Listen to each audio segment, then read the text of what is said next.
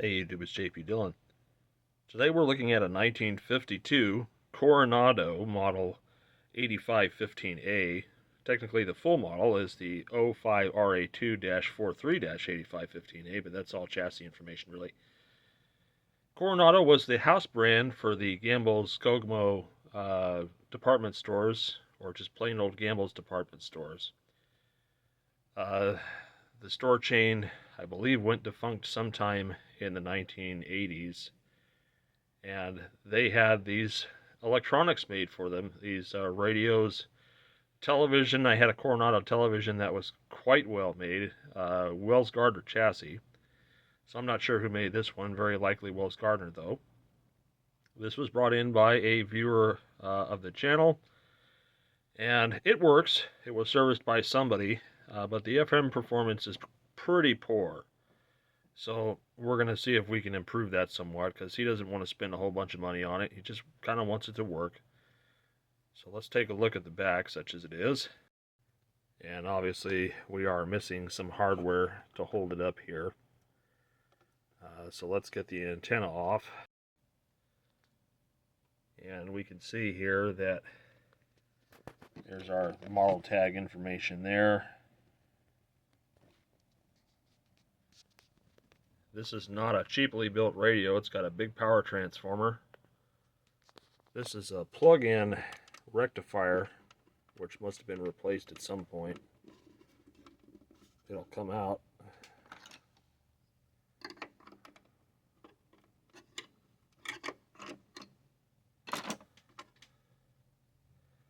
From International Rectifier Corporation. So that was done some ways back. I'd actually rather have a tube rectifier back in there, but hopefully that addresses the voltage differences in the efficiency. So I was told that the tubes were all replaced. Definitely some evidence of that. New detector, IF amp, stuff back here.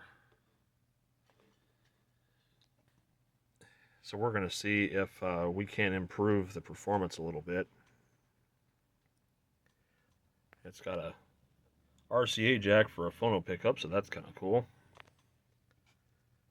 Some kind of splice here. Maybe the speaker was replaced. It's a decent sized speaker, 5x7. So this wasn't a fooling around kind of thing. This is pretty well made so far. But let's turn it on and see how it performs or not performs, and see if we can't make some improvements to it. Someone's definitely replaced the cord with this what looks like a hacked off extension cord.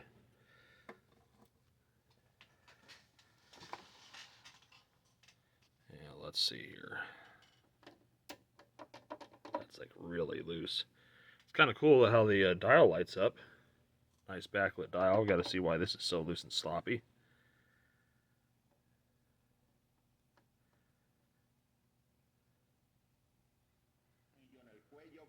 No hum, that's a good thing. Dial's way off. That's supposed to be 87.7.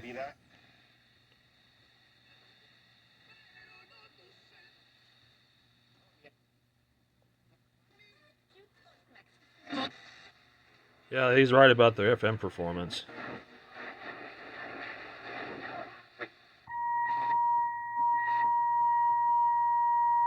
So that's supposed to be 98.5 down here, so that's way off.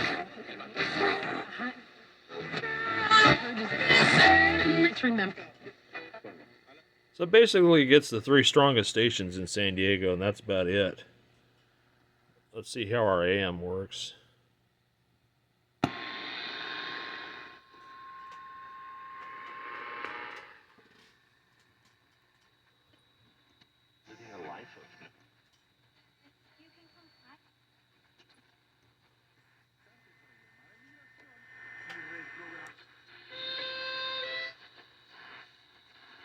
AM's not great either.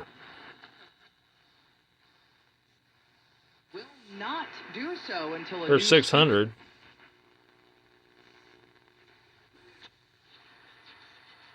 Held today. 690 not there today.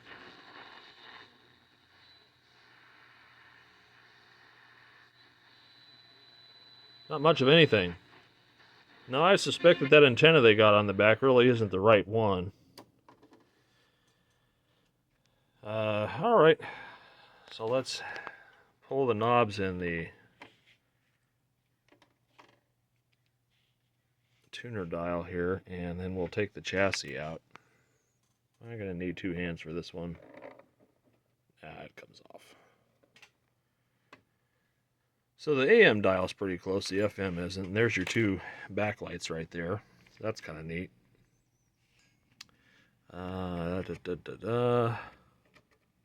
to say whether I'm going to have to remove that or not. Although it looks like I probably will, so let's just remove that and be done with it. Yeah, definitely looks like we would have had to have removed it, because this escutcheon plate here would have most certainly stopped us from taking the chassis out. And as far as getting the chassis out, it just looks like there's 4 screws there, so let's take those out, slide it out if we can. Alright, so I got our chassis loose. Let's disconnect our speaker here. Being careful not to destroy it. I can see the terminal strip is like really loose. And let's see if it just comes out. Looks like it does. Now let's get clear of the cabinet. Set the cabinet down here. And let's take a look underneath. Well, other than this guy here, I would say that's pretty bone stock, wouldn't you? Amazingly, the filters were still alive. And these big sand resistors are still alive. They like to open too. Okay, so we have a bit of a conundrum. The owner of this does not want to invest a lot of money into it, because it kind of sort of works. I think it's mostly a shelf queen, and rightfully so. It is very pretty. But we need to look at areas of the IF specifically, and the detector stage, because I have a feeling that something like this mica mold here that goes into the detector could be leaky. We could have this decoupling cap be leaky. We could have this coupling cap be leaky, which would definitely upset our FM. Same with the IF amplifier here. So yeah, there's some stuff to be done here. But maybe troubleshooting is in order, just to see if we can understand what's going on. And let me see if I can find a schematic. If not, it's not going to kill me, but there's definitely some things that need attention. And I'd rather recap it, but he doesn't want to invest that kind of money, so we need to make this one work as is. Alright, so thanks to Radio Museum, we were able to get a copy of the schematic that's fairly legible. So we have to take a look at the design of this thing and see where capacitor replacement would be necessary. And what we have here is we have the 6BA7, which operates as both the AM converter and the FM oscillator, depending on which part of the tube you use. And then we go through our IF transformers, and I didn't hear any silver mica disease, but that doesn't mean it doesn't exist. We still have to check alignment and everything on this. And then we're going through our first IF amp, and then the output of the secondaries goes through that 100 picofarad capacitor before it goes to the grid of the FM driver, which could just be thought of as something to boost the signal into the detector transformer, which is here. And then the output of that goes into the dual diode 6AL5, and the output of that on pin 7 goes to the 10 microfarad capacitor over to the volume control. So the points of interest that would degrade performance, really, is either this mica mold here, this 100 picofarad, which I kind of thought would be yucky before. We'd have to check the grid bias here to validate that, because that's supposed to be near 0. And if it's, positive, then we have to assume that that's probably funky, although there isn't any huge voltage generated here. It might be enough to upset that. Don't really know without taking some measurements. The other point of interest would be the output capacitor at the detector, just being an overall weakness. We also have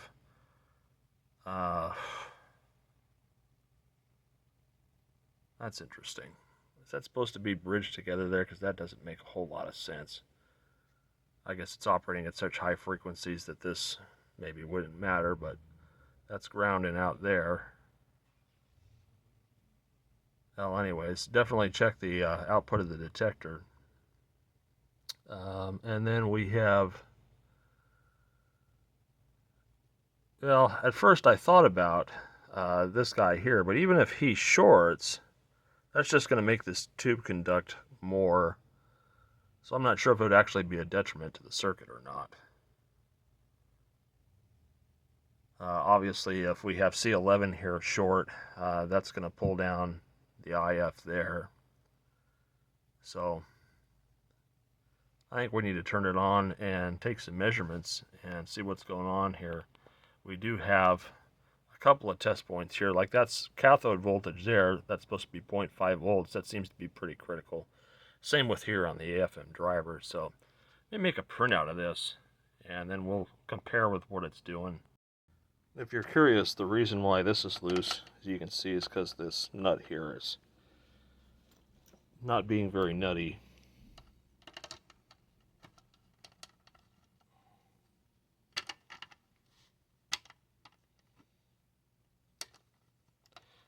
It's because it's stripped. Get that tight as we can, then we'll put a little dab of thread lock on there or something. Alright, so there's my test signal there. Sounds like we do have some silver mica. No bueno.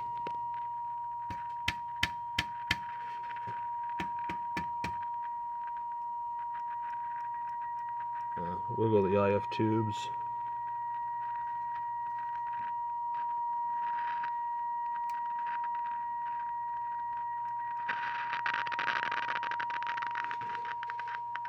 Yeah, not good.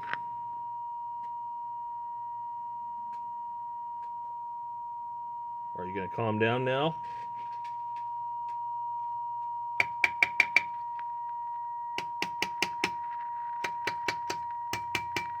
So I'm wrapping on IF cans back here to try to make this. Let's see if I can get the oscilloscope on it and see if we can't see where it's at. Hold on. Alright, so we're going to go to the first IF can.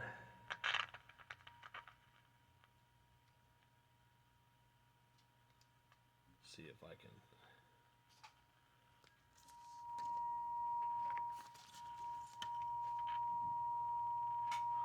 turn the sensitivity up a bit. Don't see it there. That's going to load it down some.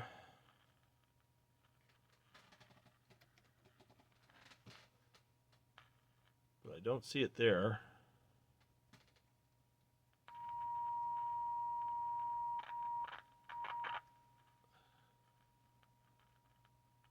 Don't see it there.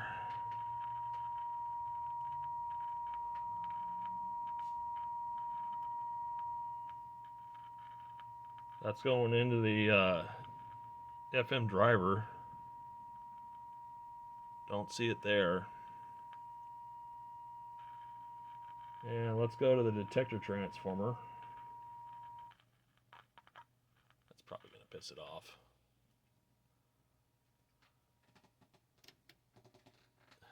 Nice big fat IF signal though. Let's go to the secondary. Of course now it's not going to do it. Yeah, of course not. There's your signal there from the 100 picofarad coupling. So the IF stage apparently is doing its job because these are big signals.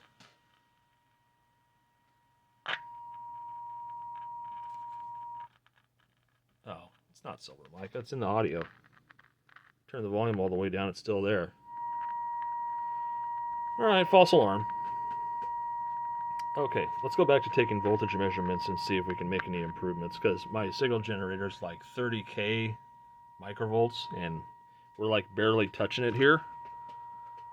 You can tell below 5k it's just not there anymore. So yeah, we'll leave it at 10k. It's just not very good. Alright, meter time. Alright, so according to the printout, the 6BA6, which is the IF amp here, pin 7, is supposed to have like 0.5 volts.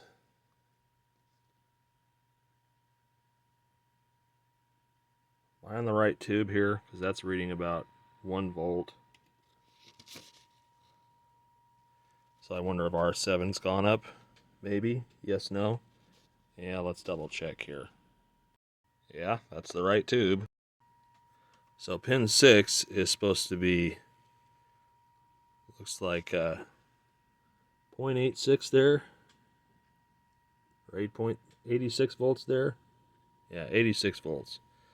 And we've got 105 volts. And on the cathode, we're supposed to have half a volt here, and we've got a volt. So either this has gone up in value and it's not conducting properly, or we've just got too much damn voltage here. That's a big difference. That's the problem with using the solid state rectifier. So let's see what our plate voltages are here. It's 112 volts, 237, 318. That seems awfully high for this little radio. Hold on a second. Yeah, so the maximum voltage in this set at the rectifier is supposed to be 280 volts. And then we're supposed to go down to what looks like 190 and then 90. So that solid state rectifier is just too efficient for this setup, and it's just overvolting the crap out of this thing. So let's see if we can get a 5Y3 in there, because this is just, nope, can't do that. And so our fancy 5Y3 GT to the rescue. Alright, so in we go. Let's see how it behaves now that it's not being overvolted 30%.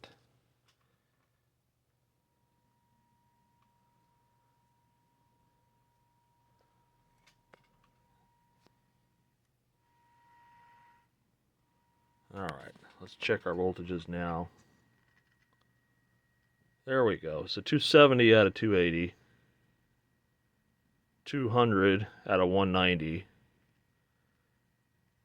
We're supposed to have like 90 here. We have 97. So this is more along the lines of being correct. So let's see if we have our 86 volts here. 91 out of 86 is pretty damn close. Still a little bit high on the cathode voltage. So maybe we'll check that resistor, that 68 ohm resistor there. Let's go to our driver tube. And let's look for the 86 volts on pin 5 and 6. 93 and 92. Alright. Cathode's grounded on that one. So, and then we have the grid voltage here on pin 1, which should be near 0. It's actually a little bit more negative, so that's cool. Minus 0.8. Yeah, that's about what I'd want to see. Okay. So the cathode voltage is a little high on the IF tube, which means it's not quite conducting like it should be. I don't know if that would create that huge of a drop in sensitivity. But let's measure that resistor. Let's turn this off. Let's measure this resistor really quick. That's going to ground. So let's see what the meter says it's supposed to, it currently is.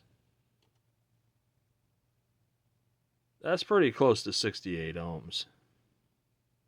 In fact, that's like, 1 ohm off. Who cares?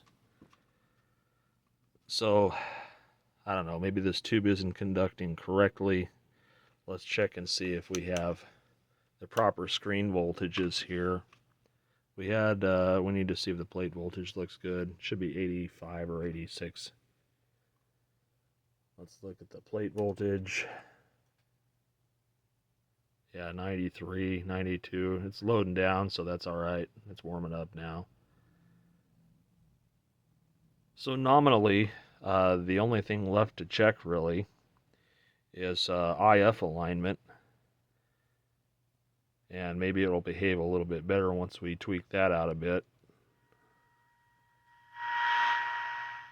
I mean, it's not bad. Well, yeah, it is.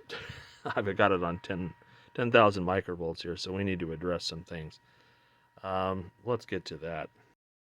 Alright, I got my signal generator set for 10.7. It really likes it around 10.8, 10.9, so we'll tweak it a little bit. I know that dial's calibrated because I calibrated it. Let's get the camera mounted. Excuse me. Alright, let's get the extra glare out. And let me find out which one of my many alignment tools is going to work in these cans.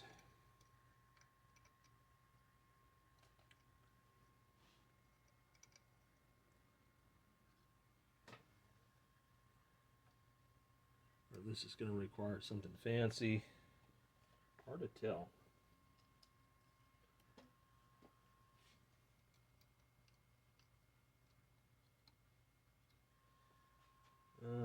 Almost like it's a slotted bit. Let's try the slotted one here. There we go.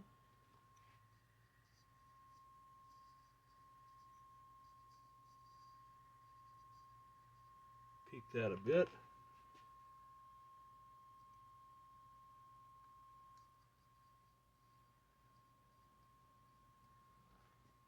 And again, this is for 10.7. This is the IF frequency.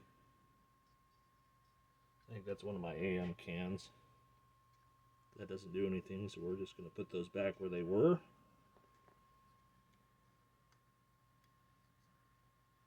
That peaks it a little better.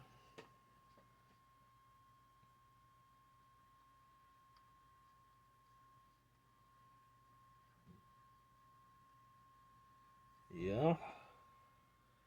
I think this is another AM. Alright, so we're not going to mess with that. Now let's see what type our detector can uses. Uses a big boy.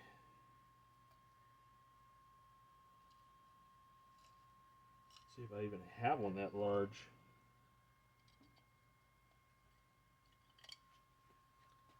Maybe I don't. That's a big core. Really big.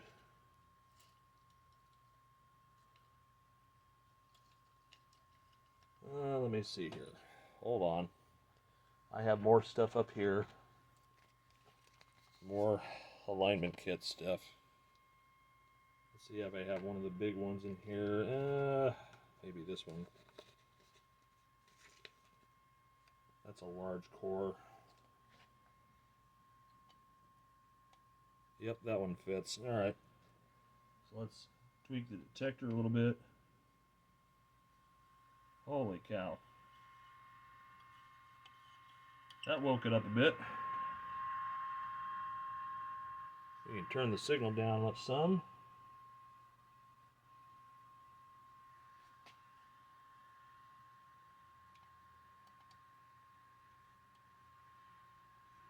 Let's peak that. Alright. Big difference. Okay. So let's just disconnect that, switch back to throw the aerial up in the air and see what our FM sounds like, if any better.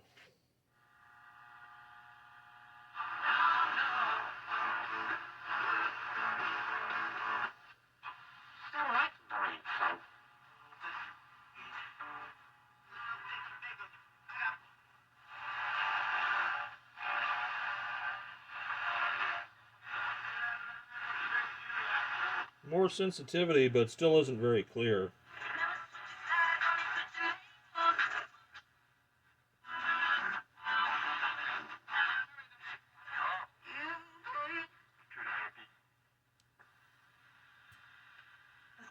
A lot more stations, just not very clear. And then we were going to tweak that oscillator a little bit, because I know that that is not the right.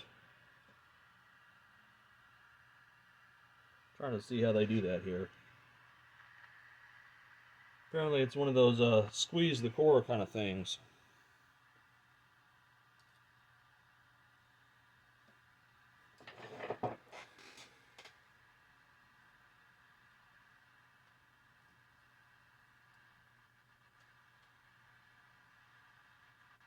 Trying to see who's more sensitive. Let's find a station first.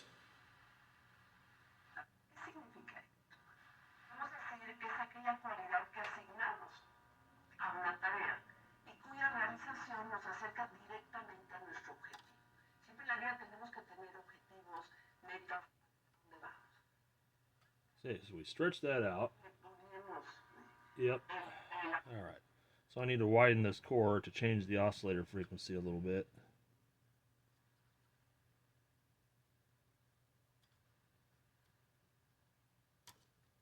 Bump it down some.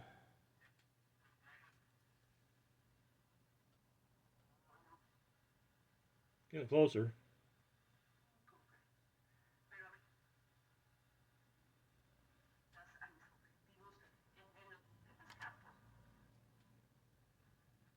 There's no core to adjust, so we have to just change the reactance of this.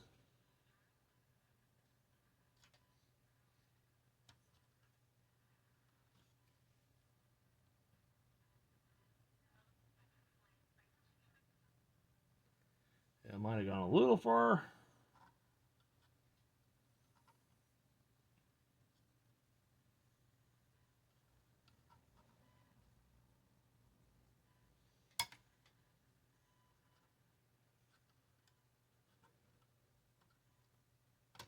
Alright, I need two hands to do this, obviously. Squeeze these back together a little bit.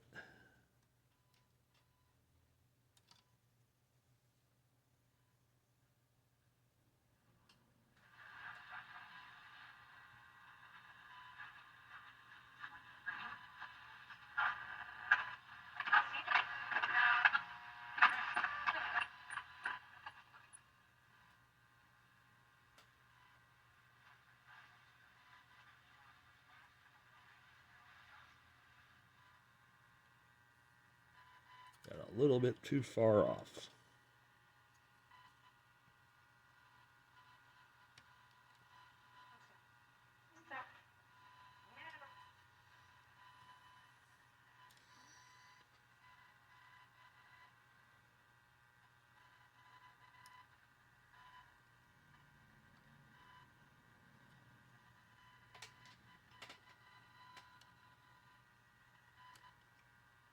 No reactance value there.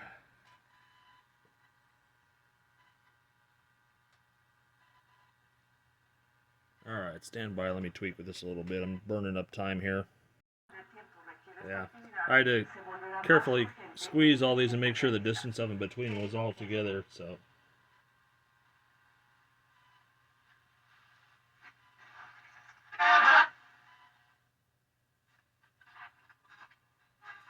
Alright, let's go back to our test signal here.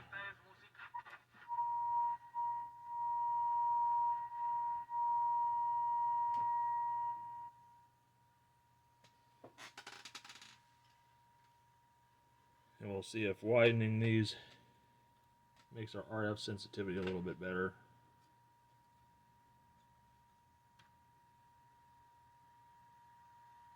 Sure does.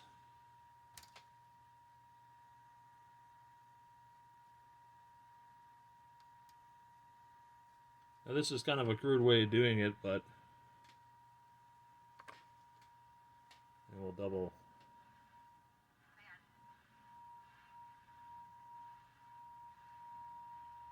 Tweak our detector a little.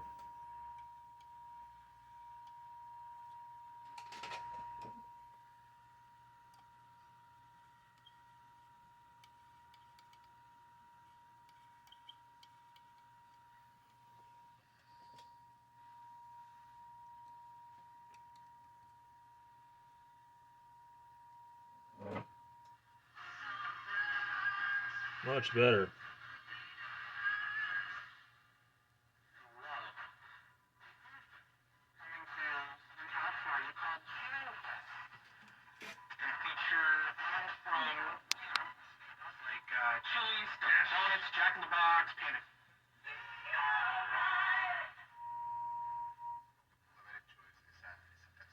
So this is much better now. Definitely does not tolerate multipath very well. I think he just needs to get a much better antenna on it, and it will behave a little bit better. The AM was also kind of crummy. I think that this antenna is not the right one for this set. So I think I'll do a quick tune on AM real fast, and then we'll see if we can make it a little bit happier. These selector knobs are almost impossible to turn without pliers.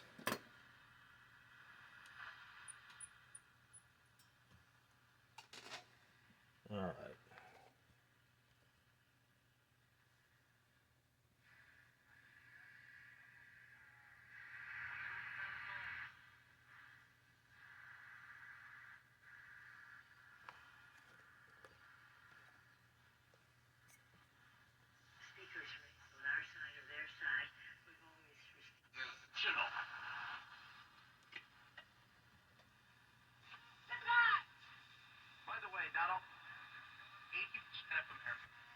Interesting, huh? With Israel and the president. All right. Let's tune our antenna trimmer a little bit. Somebody's cranked this all the way down. We can't get 80% of people in America to agree that up is up and down is down. The one caveat is the young, and we'll get to that in a second. So she continues. Yes. We will remember this, but all of you, you need to know. I swear to God.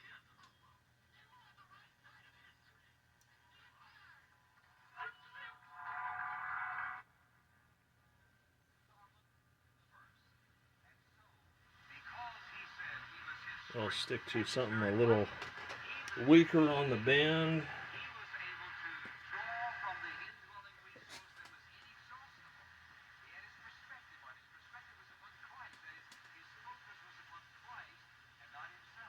Yeah, not much to do with the AM.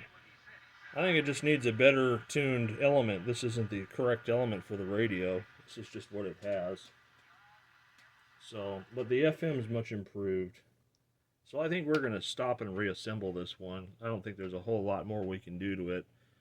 That solid state rectifier was definitely going to wear stuff out a lot faster. Filter can's just barely above room temperature, so that's good. And I didn't see any grid voltages that were really bad, so yeah, let's go ahead and stick it back together. Okay, so back together.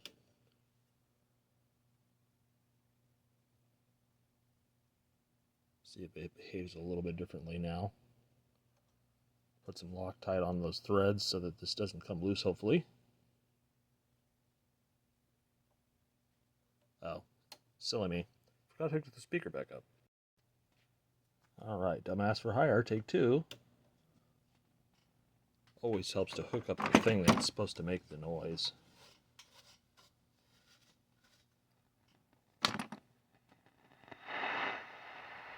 So I guess when it first warms up, we do have a little bit of noise from our audio amp, but... The next episode of Our American Stories. Okay, so AM tracks.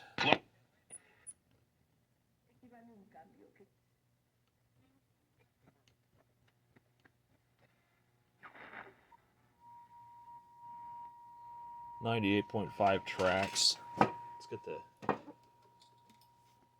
I don't like the built-in antenna this thing has. It's kind of crummy. Let me get something to attach to it real quick.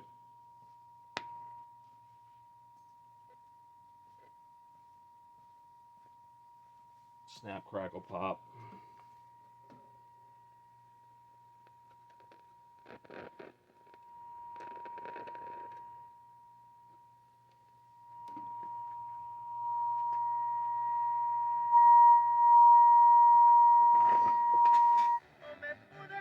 Regalos, pero hay que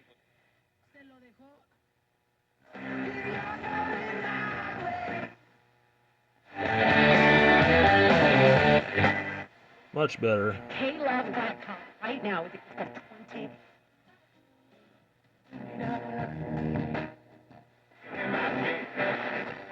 It's absolutely intolerant of multipath, which we have a lot of here on La Mesa. Vamos a tener concurso de micheladas con... By shopping online at Masi Nissan. necesitas pedir a A lot more sensitivity, though, that's for sure. Maxi.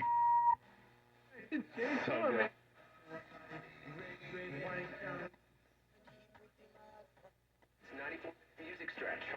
But we don't speak Spanish. The reason for that backup in North.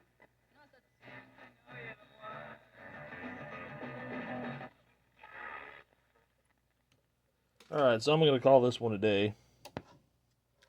I could spend a lot more time on it and make it perfect, but he doesn't want to spend that much money, so this is what we're getting. It is functional. The sensitivity has been drastically improved, and I think if he gets a good outdoor antenna on it, it'll perform nicely. So, yeah, that's where we're at with this thing.